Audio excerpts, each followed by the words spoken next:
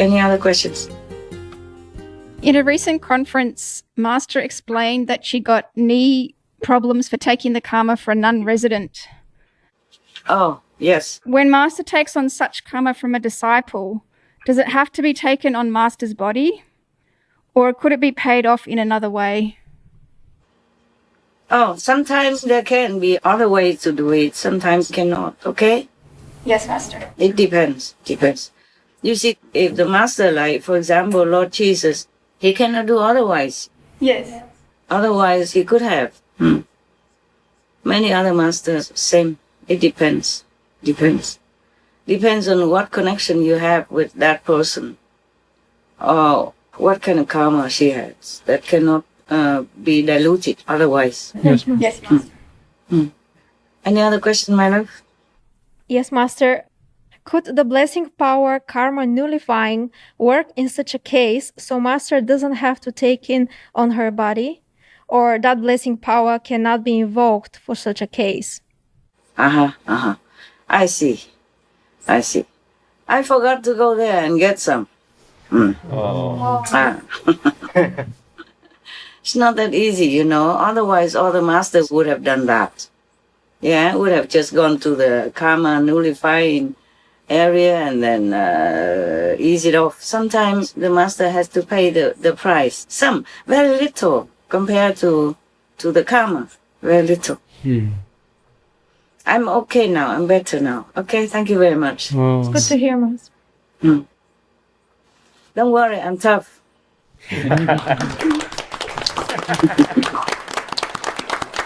Very tough. Yeah. Any other questions? We don't have any more questions, Master. No more? No more, Master. All right, then let's take a rest from our mental gymnastics. You want to still hear the story or you are sleepy? No hard feelings. Tell me the truth. We want to hear, Master. Huh? We want to hear story. Story. A story? I thought you said snoring. We're snoring.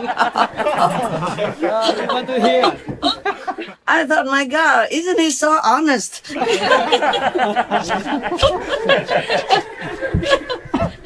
The telephones, the distant telephone is very, very funny sometimes.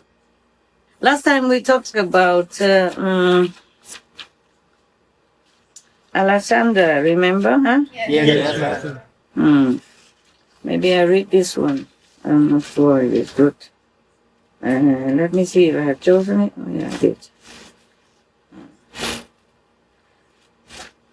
Okay. Here. Now, there is a story about Alexander the Great. Yes. Last time we encountered him at the gate of heaven, Eden. Yes. And now there is a story about his questions.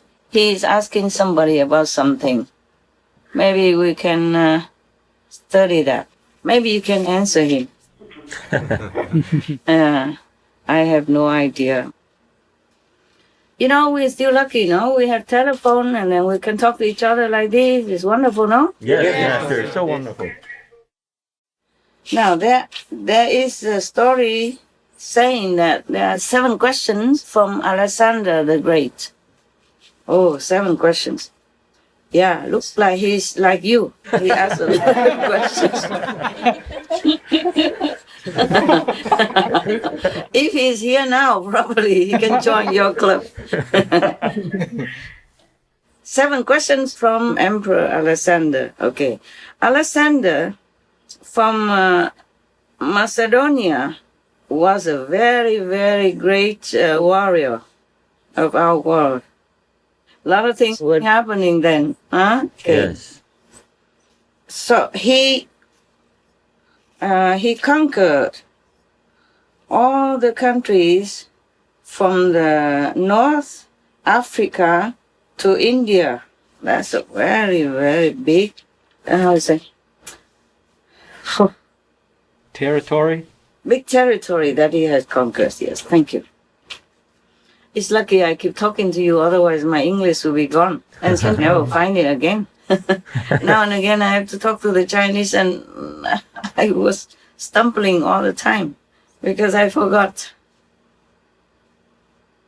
Okay, so in the year 333 BC, he led a very great army to Jerusalem, and then he requested to see the best, the wisest persons in Jerusalem. He requested to meet them.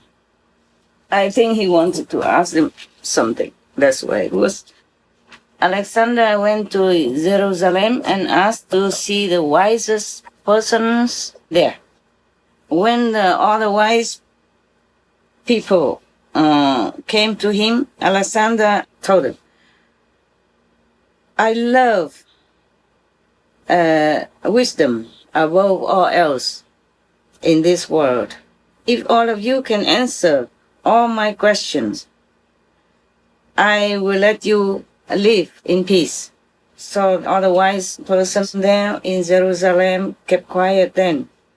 They knew that Alexander didn't really love wisdom above all else in the world. They knew that he just talked like that. Like most politicians. They just say they do this, they do that because of compassion, because of love, but it's all not true. It's just voting talk. Voting talk. Huh? Yes, Master. Talk for votes. Yeah. But they didn't say anything.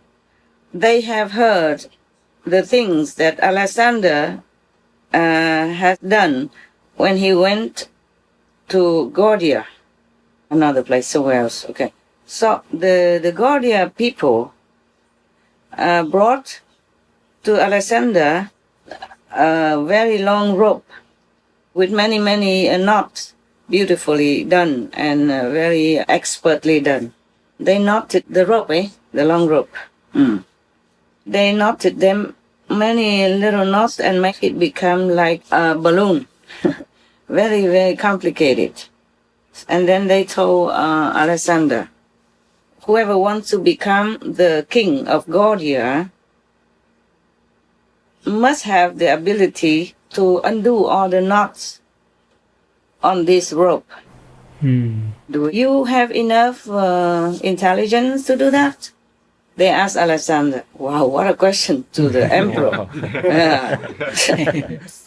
To the one who even roars into fire. So Alexander took out his sword and said, I have all the strength. Instead of intelligence, they asked him if they have enough intelligence. He took out his sword and said, I have all the strength.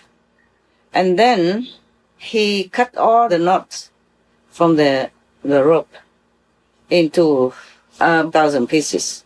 He announced, I have undone all the knots on the rope already. Now I am the king of Gordia. Wow. See that? Yeah. So easy to be the king. All you need is just a sword and then announce that you're a king. That's life over there. At that time, wow. So the wise sages of the Jerusalem understood very well that Alexander loved power, loved the strength of power more than wisdom. So they also understood that they have to be really careful how to answer his questions. Cannot be so careless, and casual. They knew already how he reacted in other countries. Now, Alexander asked them, who from among you is the best, the wisest one? Then they answered him, whoever can see beforehand all the consequences of his actions, he would be the wisest. Oh, he asked the question like, who would be? Translated again. Who would be the wisest? So they answered, whoever can see even before the consequences of your actions. They are teaching him, hey? I think. Yes. Yeah. As you sow, so shall you reap, no? Yes, Master. And then he asked again, and who is the hero? It means according to their opinion, who would be the hero? They answered, whoever can conquer fear and his own desire. This kind is a lowly desire. You should know desire. And then he asked again, who is the richest man? So they answer him, whoever is satisfied with what he has. That is the richest person. You know, these are the richest persons. And then next question. How can one find good friends? They answered, by not showing that you have more power than others. Ooh. Yeah. Watch it, you guys. Men. Alexander got mad, as expected. He roared, that's not true. That's not correct. You know, he roared bigger than me, of course. I'm just a woman and old one. He probably said, that's not correct. Or even louder, that's not correct, is it? I'm trying hard, but he beat me.